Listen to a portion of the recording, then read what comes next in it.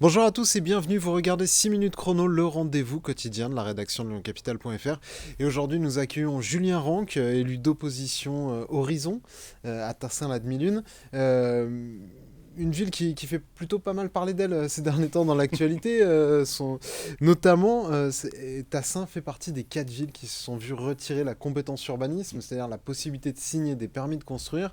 La préfecture a considéré que Tassin n'avait pas fait assez d'efforts pour construire des logements sociaux.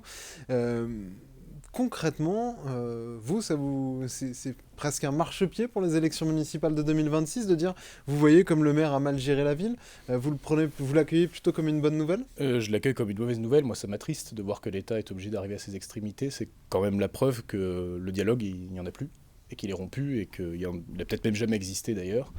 Parce que c'est pas la première fois que l'État nous met des pénalités, hein.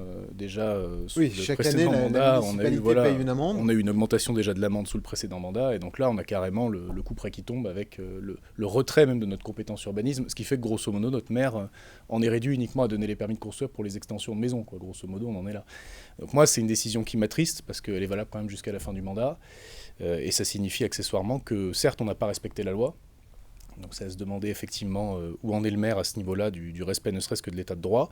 Et surtout qu'aujourd'hui on est dans une vraie impasse sur le sujet du logement, avec une crise qui est face à nous, qui est quand même importante, que de nombreux acteurs décrivent, qui en plus n'est pas sans risque pour nos finances, puisque de fait on a aussi nos finances publiques qui sont limitées par les droits de mutation qui sont en train de tomber. Donc finalement c'est un sujet qui ne concerne pas que le fait de construire, ça concerne aussi nos finances, ça concerne nos capacités à investir pour Tassin. Donc la décision, oui, moi elle m'attriste plus qu'autre chose, parce que à vouloir faire un exemple, et je comprends l'État, hein, quand vous avez quelqu'un qui vous tape dessus tous les 4 matins pour vous dire que vous n'êtes pas bon tous les jours, forcément vous n'avez plus envie de travailler avec, et ça m'inquiète pour la suite, très clairement. Est-ce qu'il y a un besoin de construire à Tassin et est-ce qu'il y a un besoin de construire du logement social, sachant aussi que Pascal Charmeau, le maire LR de la commune, n'avait jamais caché lors des campagnes électorales qu'il ne voulait pas construire, qu'il ne voulait pas que la ville s'agrandisse, ce qui avait été validé par les électeurs. Oui, le problème, c'est pas tant le besoin, c'est la capacité aujourd'hui. C'est-à-dire, est-ce qu'on a encore des terrains susceptibles de pouvoir accueillir du logement collectif à Tassin?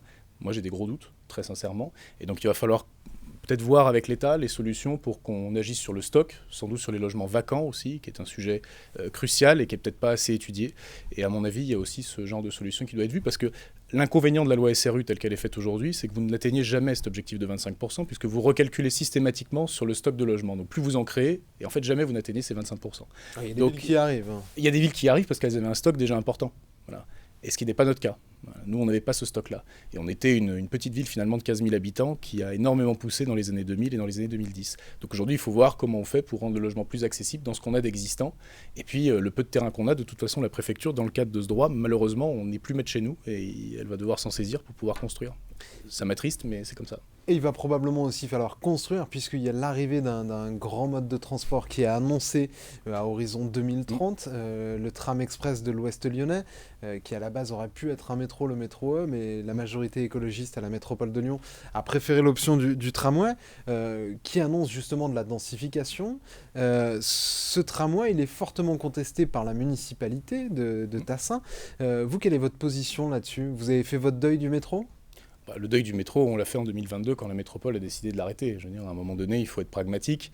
Et c'est pas, on va dire, Pascal Charmeau, qui, excusez-moi de paraphraser De Gaulle, mais qui pendant 10 ans nous dit le métro, le métro, le métro, en sautant comme un cabri, qui a réglé le problème, puisque pour le coup, non seulement on n'a pas le métro à cause de ce comportement outrancier vis-à-vis de la métropole, et peut-être que bientôt on n'aura même pas le tramway express à Tassin, puisque le président de métropole l'a dit lui-même, on est capable éventuellement de ne pas le réaliser jusqu'à Tassin-la-Demi-Lune, du fait de l'opposition de la municipalité. Donc moi je pense qu'aujourd'hui c'est la même chose qu'avec l'État, il y a un dialogue qui a été rompu avec la métropole, parce que Pascal Charmeau se pose dans cette impasse-là, et il faut qu'on règle cette difficulté avec cet exécutif-là ou avec l'exécutif qu'on aura en 2026. Parce que le problème qu'on a à Tassin depuis 10 ans avec cette gestion, c'est que le président de la métropole soit Gérard Collomb, que ce soit David Kimmelfeld ou que ce soit Bruno Bernard, la ville de Tassin systématiquement s'oppose en fait à tous les projets que la métropole de Lyon peut mettre en place.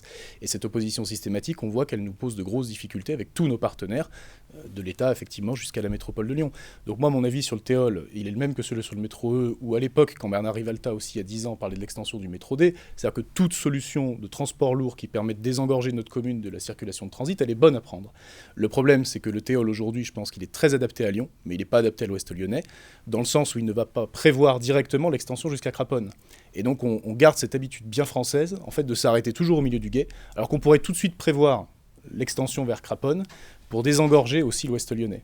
Et là, j'ai bien peur qu'on s'arrête au milieu du chemin, et c'est dommage, et j'aimerais bien que la métropole complète sa copie sur ce sujet-là, pour pouvoir régler d'office ces difficultés-là, sachant qu'en plus, ça fait quand même 10 ans, effectivement, que tout le sérail politique s'agite sur cette solution qui n'arrive pas, comme vous le disiez, avant 2032, mais en attendant, l'existant, ça fait 10 ans qu'on en parle, et qu'il n'y a rien qu'à avancer, ni sur le ticket unique entre les TER et les TCL sur le tram-train, alors qu'on a le RER métropolitain à nos pieds, ni effectivement l'augmentation du nombre de bus en nocturne ou les week-ends. Donc on n'a pas réglé ces difficultés-là qui sont maintenant. Les difficultés concrètes à Tassin avec le tram express, c'est quoi? C'est quelques expropriations? Non, il y a évidemment une expropriation, c'est toujours douloureux, je veux dire, mais bon, c'est le sens aussi de l'intérêt général et de l'intérêt public.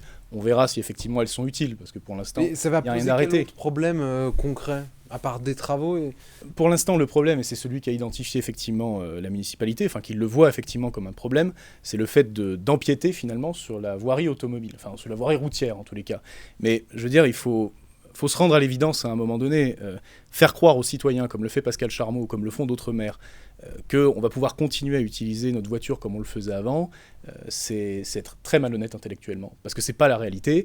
La réalité qu'on voit, c'est que nos concitoyens ils utilisent de moins en moins leur voiture. On a une baisse de 13,5% là, depuis le début du mandat.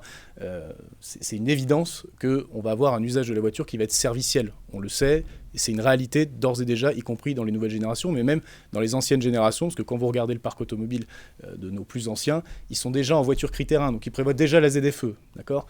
Donc l'usage de la voiture, il a changé, il va continuer à évoluer, il va se réduire, et donc il faut qu'on passe effectivement par de la prise sur la voirie routière, même si je comprends que ça puisse attrister certaines habitudes, mais on va devoir les changer parce que la transition écologique, malheureusement, qu'on soit de gauche ou de droite, c'est un sujet qui aujourd'hui est universel, et on va devoir s'y mettre. Merci beaucoup Julien Ranck d'avoir répondu à notre invitation et à nos questions. Moi je vous retrouve très bientôt pour une nouvelle édition de 6 minutes chrono. Au revoir.